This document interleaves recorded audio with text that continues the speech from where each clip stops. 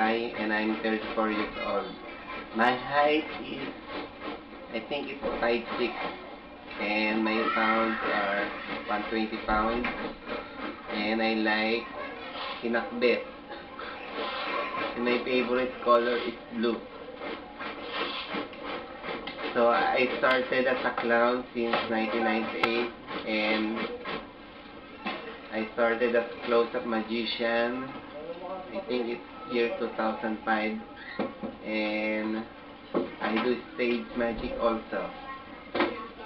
I'm performing at the Baywalk and at the Dusit Hotel, Shangri-La Hotel, Sogo Hotel, and I've been based in Ilocos almost 2 years.